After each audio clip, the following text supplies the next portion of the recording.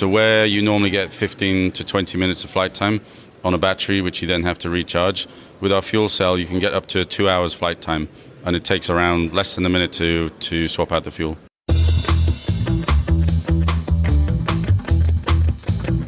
You're listening to the Drone Radio Show podcast, the show about drones and the people who use them for business, fun, and research. Hosted by Randy Goers.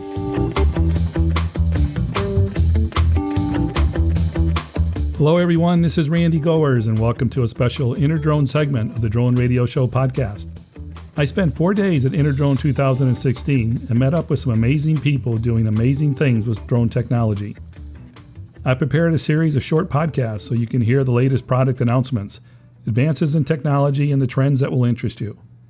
At InterDrone, energy technology company Intelligent&nbsp showcased a drone powered by a hydrogen fuel cell. Not only are fuel cells lightweight, but they can also power a drone for up to 2 hours. That's about 6 times longer than a normal battery, prompting many to ask, are fuel cells the answer? Today we'll hear from Julian Hughes, Group Business Development Director for Intelligent&'s Consumer Electronics Division. Intelligent&' Holdings is an energy technology group which develops efficient and clean hydrogen fuel cell power systems for the global automotive, consumer electronics, distributed power, and generation markets. Let's listen as Julian talks about a fuel cell that could revolutionize the drone industry. My name is Julian Hughes. I'm the Commercial Director for Intelligent&. What is Intelligent&? So Intelligent&, since around 2001, has been developing fuel cell technology using hydrogen as the fuel, initially for the car industry, and we've now gone into several different markets developing technology that predominantly will replace either diesel generators or batteries. Obviously, we're here at a drone conference, so we're talking about a fuel cell as integrated with the drone? We would look to replace the battery in a drone for the reasons that we can get 2, 3, even 4 times flight time from a fuel cell versus a battery. So where you normally get 15 to 20 minutes of flight time on a battery, which you then have to recharge, with our fuel cell you can get up to 2 hours flight time, and it takes around less than a minute to swap out the fuel.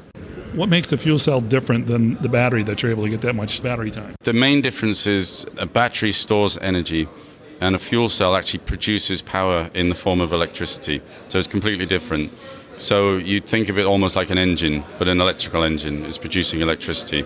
So as long as you've got hydrogen as the fuel, you can continue to power your device. And that's the main difference, because a battery stores energy. Once the energy's gone, you then have to refill it, recharge it. So the fuel cell, does it carry some hydrogen with it? The fuel cell is actually separate from the fuel tank. So with using the hydrogen fuel tank or the cylinder on the drone, you then pump hydrogen to the fuel cell. The hydrogen then reacts with oxygen from the air across the fuel cell plates. A chemical reaction occurs that then produces electricity and a very small amount of water vapor. Is the size or the weight of the battery comparable to what they're carrying with battery packs? Yeah, so for instance, what we've demonstrated today, we've taken out the battery system off one of the drones, which is 1.5 kilograms, and replaced it with our fuel cell and fuel tank, and it's 1.5 kilograms. But it's giving, as I say, it's 3 or 4 times more energy dense than a battery. A fuel cell technology is not a new technology. It's been around for a while, right? Correct. It's been around for many years. It's been used in the space industry and other industries. I guess it's taken time for material science to get to a point where it's reliable and we can get the cost to a reasonable level. Were you the inventor of this particular application? I'm not the inventor of our own fuel cell technology, though yes, I came up with the ideas to come into this market or this application. Yeah. Do you remember when you had the idea, what was going through your mind to adapt a fuel cell to a drone? Yeah, well, we were challenged about 5 years ago to reduce the size of our technology to come into consumer electronics, to charge cell phones. And we launched a device 2.5 years ago into the market in the UK as a trial. It could charge your phone for around a week. And I guess 2.5 years ago was around the time that we saw that drones were starting to become more popular. And then the more I looked into it, we could see that flight time was an issue.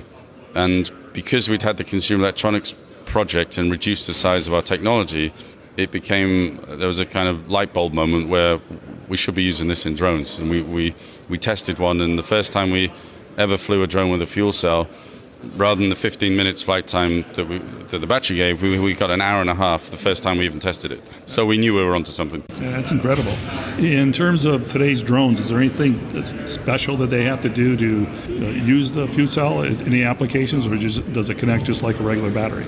It will connect right now like a regular battery. It would be better if the drone was designed around the fuel cell so that it was integrated properly. And that's what we'll get to. We'll partner with the OEMs and they'll take our technology and integrate it into theirs. Other than that, it's just about the fuel. There is a consumer behavioral change in that they will have to get hydrogen, not just plug into a wall. Is hydrogen easy for consumers to get it? From a commercial perspective, we're looking to get into the commercial space because that's where we think the biggest advantage is. And yes, compressed hydrogen is available in most places.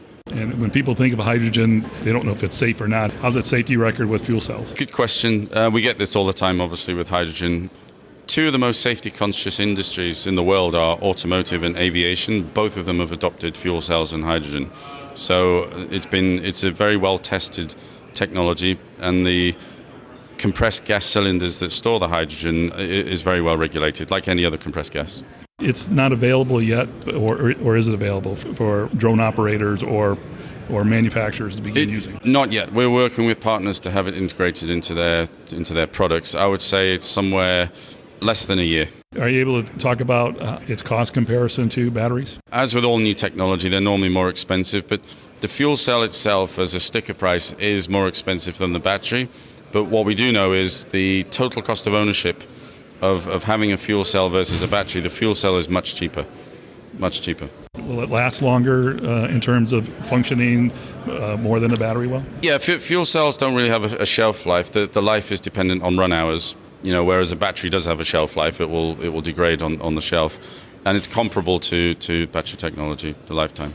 Having longer power life provided by a fuel cell, what do you think that means to some of the industries? What it means is, in the photography world, even today, there's complaints that with 15 minutes you don't have time to get the shot that you need, and if you're taking videos, you have to land the drone, change the battery, and try and get up to the exact same position and continue. Where if you have an hour or 2 hours flight, then they can get exactly what they need. And on the inspection side, or mapping, or agriculture and oil and gas, they can save drones and pilots and reduce their overhead significantly with extended flight time. Maybe you can give me a little bit more background on the company itself, how old it is, what its main focus has been. We were a spin-out from one of the universities in the UK, in the Midlands.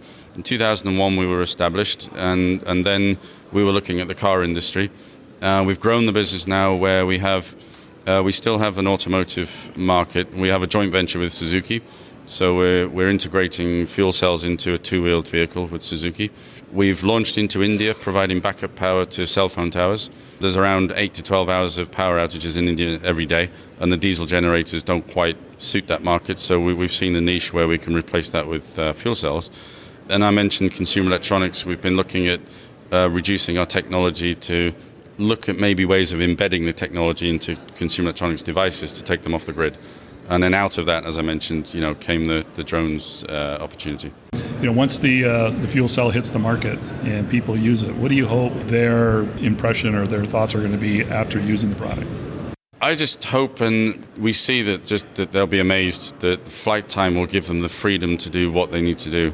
I think it will open up different markets and different use cases for drones that haven't been thought of yet. So I think they'll see a big opportunity. That's it for this InterDrone segment. I want to thank Julian Hughes for spending a few moments with me at InterDrone.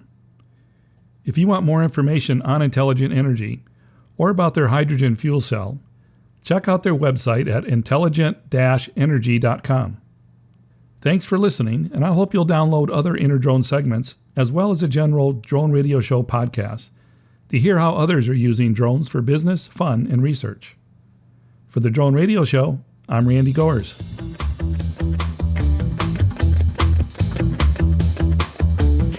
This has been the Drone Radio Show podcast. More information on today's show can be found on our website at www.droneradioshow.com. If you're using drone technology for business, fun, or research and would like to share your experience on the show, please visit our website and fill out a guest appearance application. And don't forget to follow us on your favorite social media channels.